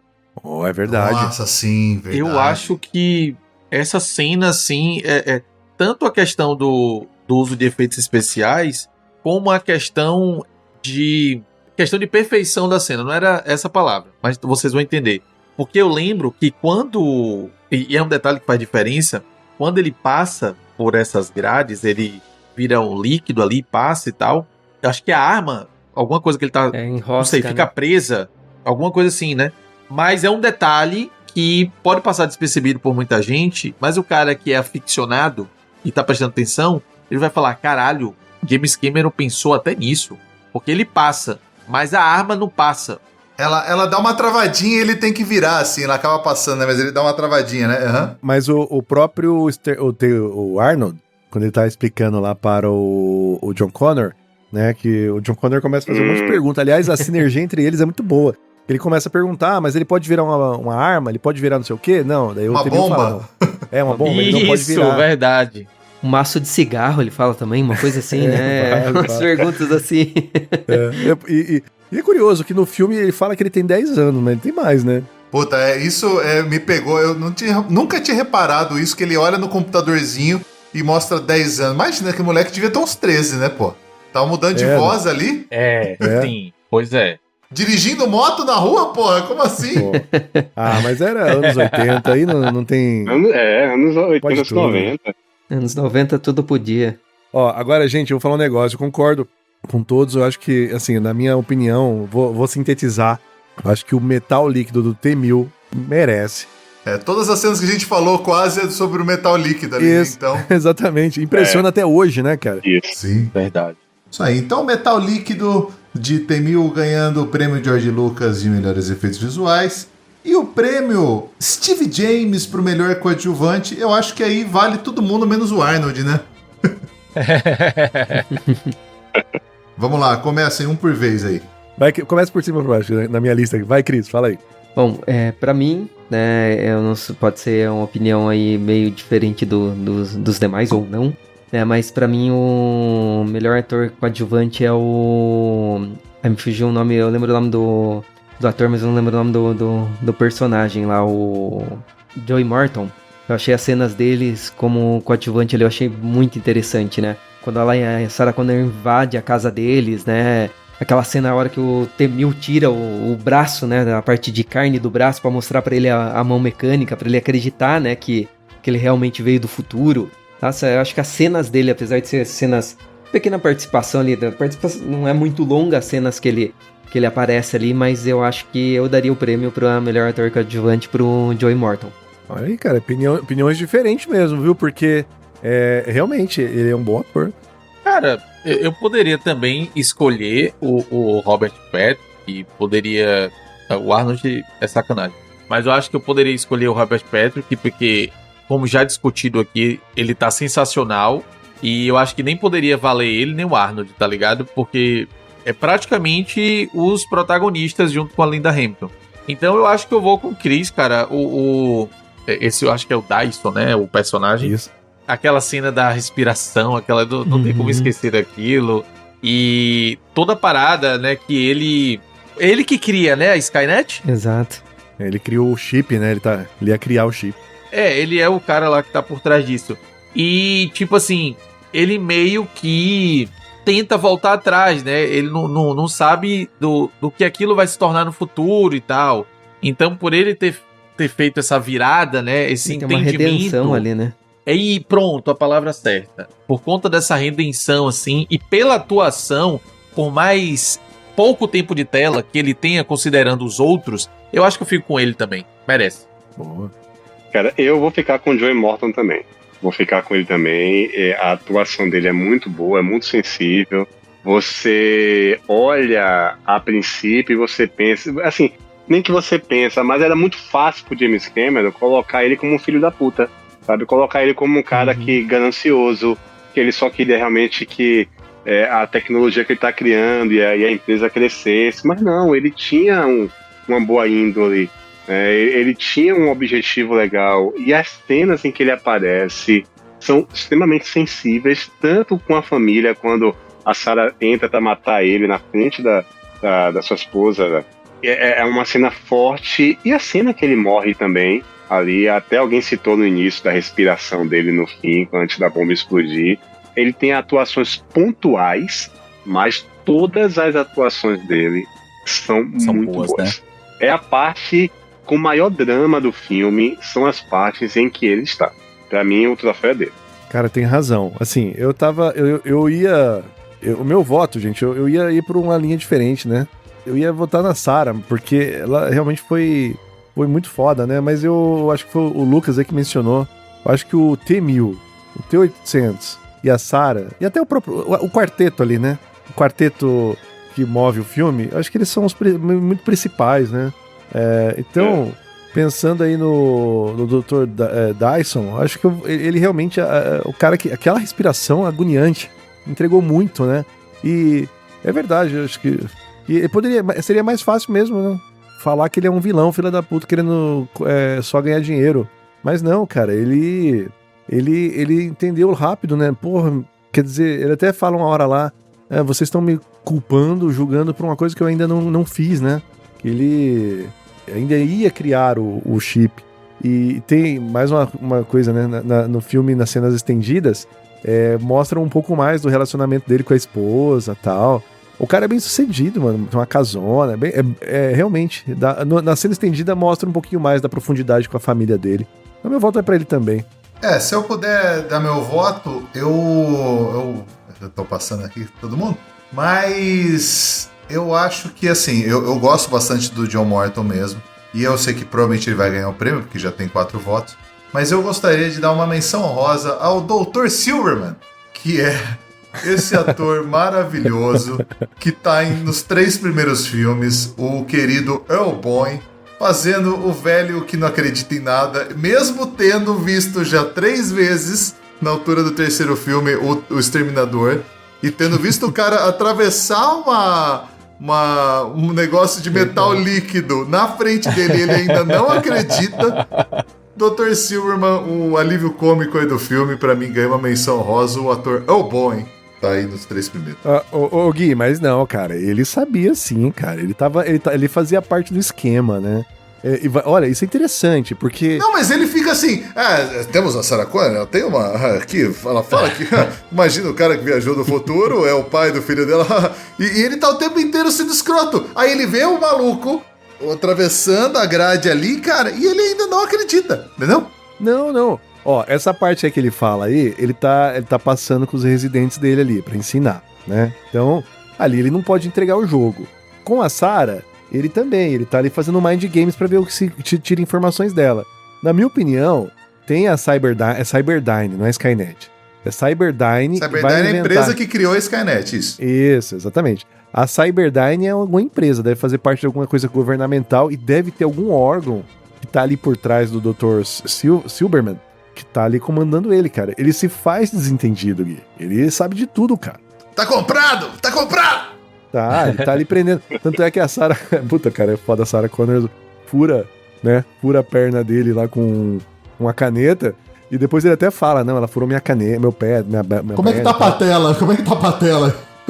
Pô. E aí depois ela dá uma de santinha, né? Quando ela tá sendo entrevistada. Não, já fazem 6 meses que eu estou bem. O senhor falou que... Eu queria muito ver meu filho. Isso, pô, ela só queria ver o filho dele. Aí quando ele nega, ele é cético, né, cara? Ele é safo também ali. Ele fala, não, eu acho que você está mentindo pra mim. Você está falando só o que eu quero saber.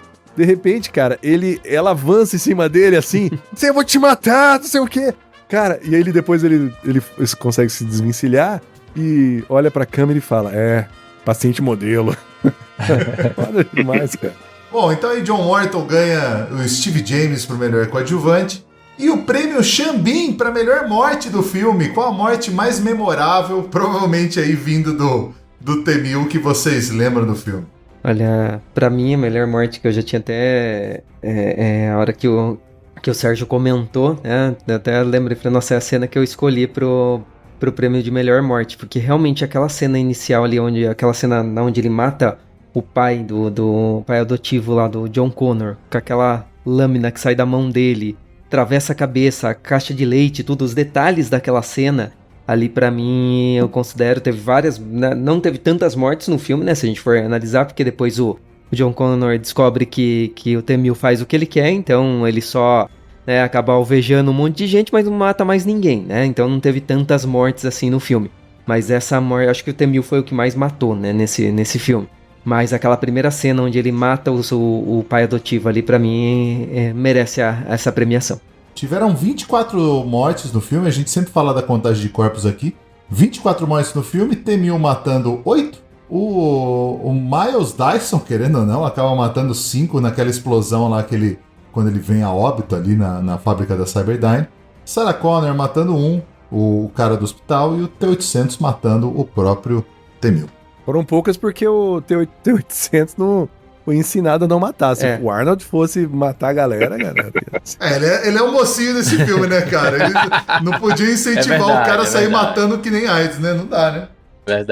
Verdade. Cara, eu acho que eu vou novamente no Dyson. Porque foi uma morte que ele morre, tipo assim, como alguém disposto a impedir aquela parada, né? Então... Ele comprou a parada mesmo, né? Então pra mim, assim, tem a morte satisfatória, né? Que é do T-1000. Tem a do T-800, que é o sacrifício dele ali, né? No final. Sacrifício não. É aquele final emocionante e tudo. Mas eu acho que o Dyson merece aí, porque realmente foi o melhor. A gente já falou sobre essa cena aqui diversas vezes hoje, então acho que ele foi a melhor morte. Olha, eu gosto muito de 2 mortes. A que eu já falei do padrasto do Connor e a do Dyson, né? As 2 são muito bem feitas. Eu vou ficar com a do Dyson, porque primeiro que você já pensa que ele vai morrer quando ele toma aquela porrada de tiros, né? Ele toma um monte de tiros, ele tá segurando ali o acionador da bomba, ele não morre, mas aquela cena dele morrendo ali, ela é bem marcante. Pra mim, é a melhor morte. Gostaria de ter visto mais pancadaria, mais tiro, porrada e bomba, mas a morte dele é bem marcante. Eu fico com a morte dele. Boa. Olha aí, o Dyson, cara, quem diria que esse cara ia vir pelas tangentes aí nos prêmios, hein? Olha aí, já ganhou 2, né? Ganhando tudo, cara, ó. Pois é. Tem razão, o Lucas mencionou aí, o Sérgio também falou, porra, acho que o Cris... Cara, é verdade, o Dyson, com a morte dele ali, foi uma meio redenção, né, cara? Foi pra salvar a humanidade, né? Olha, eu vou no padrão, eu vou no clichê ali, porque eu acho que foi uma das melhores mortes, teve muita cena boa, né? Que é a do próprio T-1000, que eu acho que vale ressaltar. Isso eu só vi nessa versão estendida, né? Que o T-1000, eles acabam indo pra uma fábrica no final do filme, né? Uma fundição onde todos os filmes terminam nos anos 80 e 90, assim. Porra, cara, é sempre isso, né? Sim. Acho que deve ser barato gravar ali. Mas esse cenário fez muito sentido no filme, porque tem a parte da cena maravilhosa que a gente viu lá do T-1000 sendo congelado com nitrogênio líquido, né? Puta, cara, eu fiquei pensando como o James Cameron, ou que seja lá quem for, pensou nisso, né? Como ele pensou em fazer um personagem com metal líquido e que depois tivesse uma cena com nitrogênio líquido. Mas assim, quando ele entra na fundição, depois que ele se recupera, ele tá meio... Acho que o calor tá afetando ele. E na versão estendida do filme, mostra muito isso, que ele fica meio afetado, sabe? Ele dá uma derretidinha, a parte dele se mistura com alguns materiais. Mas enfim, no final, o Arnold, ele tá todo bagunçado, destruído, mas ainda assim ele tem uma última bala daquele canhão, né? Daquele canhão não, daquela... Porra, nem sei o nome daquilo. Lança-granada, né? É um lança-granada, de certa forma. Cara, e ele atinge... Aliás, o T-1000, ele tava fingindo ser a Linda Hamilton, né? Atrai o próprio filho. Aí a Linda Hamilton aparece. Aí ele volta a ser o T-1000 policial. E de repente chega o Arnold por uma grua, não sei. E atinge ele, cara. Ele explode. No que ele explode, ele vira aquele bonecão. Que efeito é aquele? Eu acho que deve ter sido prático também. E depois cai no ferro derretido. Meu, essa morte é muito foda. É impossível eu não votar nela. Mas eu concordo com vocês que em termos de atuação, o Dr. o Joey Morton ali, o Dr. Qual é o nome dele? O Dyson. Miles ele tem o seu valor. Mas o meu voto é pro T-1000.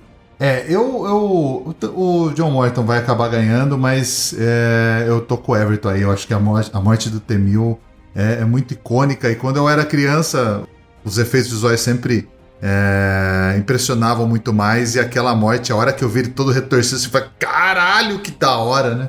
Então, John Morton ganha, mas com menção honrosa aí a morte do T-1000. Do T-1000, isso aí. E agora a gente vai pro prêmio mais requisitado da noite, que eu acho que vai ser difícil escolher dessa vez, que é o prêmio Cigano Igor pro pior ator do filme. Nossa, gente, esse vai ser difícil, hein? Cara, pode ir assim, se aquele cara fez uma cena que te incomoda, eu escolhi o cara assim, de uma cena que incomoda, então pode ser esse, não precisa ser os principais, tá? Pode ser quem você quiser, que tem 1 segundo de tela. Eu vou, como é um prêmio difícil, né, pra esse filme, boas atuações, né, como a gente já disse, o filme é muito redondinho, mas uma cena que me incomodou, que na minha memória eu não lembro se ela matou aquele cara depois, mas tem uma cena que, se eu não me engano, é um dos guardas, a hora que a Sarah Connor tá um pouco antes dela fugir, que o cara chega lá e dá uma lambida na cara dela, não lembro, uma coisa assim, tem uma cena bem tosca. Sim. Quando ela tá presa, né? Exato. Eu achei desnecessário, sabe? Eu achei uma cena assim, cara, o que isso vai agregar, né? Até pensei, depois eu acho que ela vai sair dela, mata o cara, mas eu acho que não chega a acontecer isso, né? Mas como temos essa premiação, então eu daria premiação pra esse ator, nem sei se ele foi creditado no filme ou não, nem lembro se cita o nome dele no filme, mas essa cena me lembra que ele, acho que lambe o rosto dela, alguma coisa assim, né, lá no quarto, quando ela tá presa. Então, meu prêmio Cigano Igor vai pra atuação nesse momento aí do filme. Um enfermeiro tarado. Isso boa. Enfermeiro pervertido. Vai lá, Lucas. Cara, eu acho que eu tava até dando uma pesquisada aqui pra eu relembrar alguma coisa, mas eu acho que a parada mais, talvez, e é porque ele participou, parece, dos 3 filmes. Aquele médico, o Silberman. Dr. Silberman, isso. Eu acho que provavelmente seja a atuação mais fraca do filme. Seja dele, sabe? Assim, tipo, precisavam de um ator pra colocar ali e falaram, bota esse cara aqui. É isso. Não sei se alguém vai escolher ele, mas pra mim... Não, seu voto é seu voto, cara. Você tem seus argumentos. Aqui é democracia. Vai lá, Sejão. Eu vou votar no ator chamado Ron Young. Fez muitos filmes ali de ação ali nos anos 80, e ele faz a ponta aí no Exterminador, bem no iniciozinho. Ele é aquele ator que, naquela cena que ele vai roubar a moto, ele fala, você não pode roubar a moto do meu amigo, do fulano, não. Só faz isso. O dono do bar. Ah, verdade. Isso. Então é uma participação dele, uma ponta que ele fez no filme. Como assim? Eu vou votar nele porque eu tenho que votar em alguém, tá? Então eu vou nem lembrava, velho. Ah, legal. Ó, eu vou votar numa personagem aqui. Eu acho que vejam que esse filme é tão bom que eu acho que cada um votou em um ator e nenhum são dos principais que fazem o filme fluir, né? A gente tá procurando alguém pra votar, né?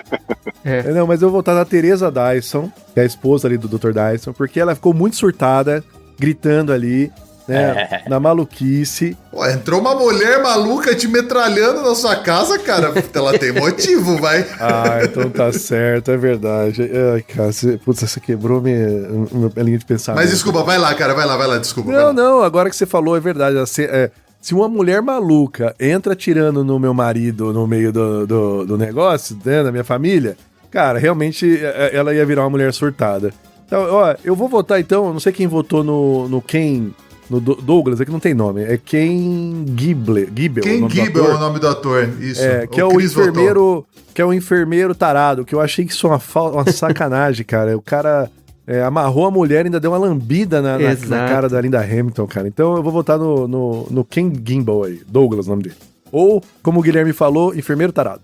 Enfermeiro tarado. Cara, você sabe que eu vou votar nesse cara também, porque desde a primeira vez que eu vi essa cena sempre me incomodou, porque não tem motivo, assim. A mulher tá presa, tá tendo um surto, ele vai lá e dá uma lambida na cara. Aquilo sempre me incomodou, essa cena. E não tem ninguém ruim nesse filme e cara, vai pro tarado aí. Ken Gibbel é o nome do ator, o nome do personagem é o Douglas. Mas é isso aí, você, parabéns, ganhou o primeiro prêmio provavelmente da sua vida inteira, que é o Cigano Igor, da pior atuação do filme. Parabéns.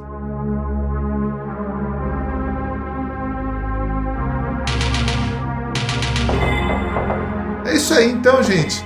Essa etapa que a gente indica filmes, sejam com o mesmo ator, mesmo diretor, ou com a mesma pegada aí para os nossos ouvintes. Vamos lá então. Bom, eu queria indicar um filme que ele é bem mais, assim, bem mais recente, né, do que O Exterminador do Futuro, que é de 91. Mas ele lembra muito esse filme, assim, né, o estilo do filme tem viagem no tempo, tem bastante ação, que é No Limite da Manhã, que é de 2014, se eu não me engano, com Tom Cruise e a Emily Blunt. Eu acho que é um filmaço aí que lembra bastante O Exterminador do Futuro, né? Nessa mesma pegada, viagem no tempo, tentar mudar o futuro, tentar resolver esse problema que o mundo vai ser invadido por alienígenas, né? Vai ter uma guerra e ele volta várias e várias vezes para tentar conseguir impedir essa guerra, né? E ele... É o dia da marmota com o Exterminador, né? É mais ou menos isso. E ele vai evoluindo, né? Eu acho bacana esse personagem do Tom Cruise, que ele vai evoluindo cada vez que ele volta e tentando impedir e nunca consegue, né? E tá pra sair aí, tem uns rumores que realmente vai sair o segundo filme e vamos ver se eles vão conseguir resolver essa questão, né? Mas é um filme que pra mim lembra bem, né? Lembra bastante O Exterminador do Futuro. Legal, esse filme é bom, cara. Eu gostei desse filme aí. Qualquer filme que mexe com o tempo chama atenção aqui, viu? E esse é legal. Cara, eu tenho 2 filmes aqui que eu quero falar. O primeiro que pega um pouco dessa ideia, né, de talvez uma versão mais moderna do que a gente discute aqui, de inteligência artificial e tudo isso, tecnologia mesmo, é aquele filme de 2018, Upgrade, a atualização. Vocês já viram? Sim. Nossa, nunca vi, cara. Deixa eu ver aqui. Não me recordo. Não, gostamos de dicas assim, viu? Pronto. Esse é um filmaço, tá? É com aquele Logan. Parece com o cara que fez o Logan Marshall Green, né? É o cara que fez o The Pacific, né? É, The Pacific ele fez. Cara, esse filme é muito bom. É muito bom mesmo, tá? É ação, ficção científica, enfim. Então, eu tava pensando em qual filme poderia colocar aqui nessa pegada de Exterminador do Futuro, mas que também não fosse a mesma história, enfim. Então, acho que esse filme aí cola muito bem. E assim, tem outro filme que tem viagem no tempo, que pra mim é um dos melhores, claro, deixando de lado De Volta ao Futuro, mas é um filme atual, por exemplo, tá? Eu acho que atualmente ele tá na Netflix. Eu tô tentando lembrar o nome dele aqui, velho, pera aí. Ah, lembrei, Projeto Almanac. Vocês já assistiram? Não, também, cara. Projeto Almanac. Não, também não, já tô anotando aqui já. Pronto, ó, Projeto Almanac, ele tá na Netflix.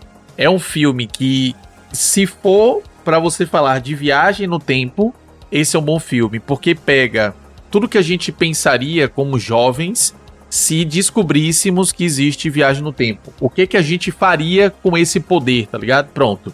São jovens descobrindo exatamente isso e se lascando lá na frente. É bem legal, tá ligado? É aquele tipo de filme pra você desligar o cérebro, não pensar tanto. E vale muito, cara. Assista esses 2 aí, Upgrade e Projeto Almanac, vocês vão curtir. Muito bom. Ô, Lucas, você é bom nisso, cara. Você deveria ter uma página pra indicar filme, viu? Eu acho que ele tem, né? Eu acho que eu vou criar, velho. Eu acho que eu vou criar, realmente. Então. É interessante. Fala aí, Sérgio. Olha, eu posso indicar uma série em vez de um filme? Aqui pode claro. tudo. Ah, pronto. Então eu vou aproveitar e vou indicar uma série. Já indicar também um livro, porque a série é baseada num livro, que é a série Diários de um Robô Assassino. Uma série que ela tá na Apple TV, também conhecida como Murder Boat. Ela é uma adaptação da premiada saga de livros de ficção científica chamada The Murder Boat Diaries, escrita por Martha Wells. E o primeiro volume você encontra no Brasil, que é Alerta Vermelho. E a trama ela acompanha um androide de segurança, um ciborgue, que hackeou seu próprio sistema para se libertar do controle corporativo. Contudo, quando ele começa a entender mais os humanos, a série passa por umas loucuras. Ela é produzida e estrelada pelo Alexander Skarsgård e vale muito a pena tanto você ler o livro e assistir a série. A primeira temporada já foi concluída, os episódios são bem gostosos de assistir, tem mais ou menos 26, 30 minutos. A segunda temporada já deve estrear esse ano e vale muito a pena. Ela é uma ficção científica com muito humor, com muita aventura, é uma série bem, bem gostosinha de assistir. Que ano que é? Recente? Ela é do ano passado. Como é o nome? 2025. Diários de um Robô Assassino. Já vou anotar aqui. Essa aí eu não conhecia não, boa. Muito boa, tá lá na Apple TV, vale muito a pena assistir. Porra, a Apple só faz coisa boa, velho, impressionante. Só coisa boa. A da Apple tá demais mesmo. Loucura. Muito mesmo. Vai lá, Everton. Olha, gente, eu vou num filme aqui bem clichê, talvez, né, no sentido desse tema, que fala sobre inteligência artificial, o fim da humanidade, que eu vou sugerir Matrix, né? Eu acho que, na minha opinião, são dois filmes que me marcaram muito, inclusive os anos 90 também, e a mim, né? Questões que envolvem as máquinas se rebelando à humanidade, né, por conta de inteligência artificial. Inclusive, tratem bem aí os seus chatbots aí, tá? Que não haja rebeliões, né? Nem a sua Alexa. Eu tô ligado, porque eu xingo tanto ele. Aí, tá bom? E, então, assim, eu vou sugerir Matrix. Acho que não preciso falar muito sobre o filme, todo mundo conhece, mas os jovens aí mais novos talvez não. Mas, gente, Matrix, principalmente o primeiro, é tipo 10/10, né? Muito parecido com esse filme aqui em termos de qualidade. E o final também é muito bom. Então, assim, revolução, efeitos visuais também. Foi um filme que mudou também, assim como esse. Eu acho que os efeitos visuais do Exterminador do Futuro 2 devem ter chocado, né, mudado ali a galera que foi ao cinema. E Matrix também fez a mesma coisa. Então, sugiro esse. Matrix é o filme que poderia acabar ali, né? Ter um único filme, né? Não precisava de mais. Não, é verdade. Exato. Cara, eu vou sugerir um filme alternativo, né? Eu tento sempre pro lado alternativo quando a gente fala de filme Trash. muito... Exato, também. É um filme de 86 com a Linda Hamilton e Tommy Lee Jones, chamado Lua Negra, o Supercarro, Black Moon Rising em inglês. Cara, adoro esse filme, cara. Esse filme é demais, né? Porra, filme... Cara, Lua Negra... Eu tava tentando lembrar desse filme outro dia, cara. Como é que é o nome do filme mesmo? É Lua Negra, o Supercarro. O nome original em inglês é Black Moon Rising, é de 86. E, gente, é loucura completa. Tommy Lee Jones sendo Tommy Lee Jones, como nem em todo filme. Carros malucos, supersônicos e Linda Hamilton. É isso aí. Esse é um filme que ele passa de um prédio pro outro com o carro? Exatamente, cara, esse mesmo. Como é o nome? Velozes e Furiosos, é? Boa, Velozes e Furiosos copiou esse filme, cara. Eu não assisti não, vou anotar aqui. Assista aí. É farofão total anos 80, então compensa muito, vale muito a pena. Notinhas pra esse filme? É o quê? De 1 a quanto? 1 a 10. 11. Porra. Ok, já sabemos a nota do Sérgio, já, boa. Gente, pra mim é um filme nota 10. Como a gente já debateu aqui, já conversou muito sobre esse filme, não tenho mais nada a acrescentar. E por tudo que a gente conversou aqui, minha nota pra esse filme é 10 de 10. Eu acho que um filme desse que a gente tá debatendo 35 anos depois e vai sair no cinema de novo e coisa e tal, como é que eu vou dar uma nota menos de 10? Então, pra mim é 10 também. Faz tempo que a gente não dá um 10 aqui. Assim, acho que é o primeiro 10 do programa, tá, cara? Não, a gente merecido. Já deu outros 10 também. Mas eu acho que vale aqui até responder a pergunta que o Gui fez lá no começo. Esse é um dos melhores filmes de ação de todos os tempos? Cara, com certeza é. Deve estar ali no top. Então é nota 10. 10/10 com certeza. Ah, não tem como dar nota diferente, né, cara? Nota 10, média 10, e é isso aí, cara. Meu filme favorito com o Arnold de todos, e olha que eu amo o Arnold, e dos meus filmes favoritos da vida aí, cara. Então, nota 10 com certeza. Boa. Existem filmes que eles preenchem lugares no cinema, né? Preenchem calendário. E existem filmes que revolucionam a história do cinema e que serão sempre marcados na história. E esse é um deles. Ah, com certeza. É isso aí. Boa. Gente, querem fazer o jabazinho aí pro pessoal falar, vocês falarem onde o pessoal encontra vocês? Primeiro, eu gostaria de agradecer mais uma vez pelo convite. Muito bom estar participando com vocês aqui. Já é o segundo podcast que a gente grava junto. E ainda mais falando de filme bom, né? O primeiro podcast a gente discutiu aí sobre excelentes filmes, né? Na Copa do Mundo dos melhores filmes de ação de 96. E agora falar sobre esse filme que é 10 de 10, né? Então agradecer novamente pelo convite. E quem quiser me seguir, conhecer um pouquinho mais do meu trabalho, meu perfil no Instagram é o @5cenas, onde eu publico diariamente lá notícias, alguns reviews e também indicação de filmes e séries. Pô, e assim como o Cris, eu peço até desculpa ao Cris, parece que eu não tava seguindo ele. Acabei de resolver esse problema aqui agora. Eu também acabei de fazer isso. Agradeço mais uma vez o convite, tá, de vocês, o Everton, o Guilherme, valeu demais. Eu acho super legal esse debate, essa conversa. Podem me chamar novamente, podem fazer outras Copas do Mundo aí. Eu achei muito legal aquele episódio. E também esse aqui agora, que foi para falar, né, de um dos melhores filmes aí de todos os tempos, de um ator que eu gosto muito, de um diretor que eu gosto também. Sigam o Incrível Filme, tanto no YouTube, Instagram, estamos em todos os lugares. E é isso, deixar aqui também o meu autoconvite para me chamarem de novo. Opa, com certeza. Boa. Convidaremos. Boa. Você que quer me conhecer mais, vem pra Salvador, a gente toma uma água de coco, come uma acarajé, fala mal de Avatar, tá? Vem pra cá. Agora, se você quiser me seguir... Boa. Se quiser me seguir, vai lá no @cine.dendê, lá no Instagram. Lá a gente fala sobre cinema, sobre série, TV, tudo da cultura pop em geral. Tem lá também o podcast que tá um pouquinho parado, que é o Cinema com Dendê, lá no Spotify e no YouTube. Então, mas de preferência, cara, vem pro Salvador, a gente conversa pessoalmente, é melhor. Melhor ainda. Boa. Você sabe que a gente tem um problema, né? Convidou, a gente vai, viu? Vem, ué. Vem. Excelente. Maravilha, gente. É isso então. Gente, muito obrigado pela participação de vocês. E o que falaremos na próxima semana, Mr. Everton? Ah, meus caríssimos ouvintes, vamos falar de um clássico também, viu? Um filme chamado Fuga de Nova York, de 1981. Ah, excelente, meu amigo. É isso aí, então. Muito obrigado, senhores. Uma boa semana para vocês. Um abraço. Falou, pessoal. Abraço.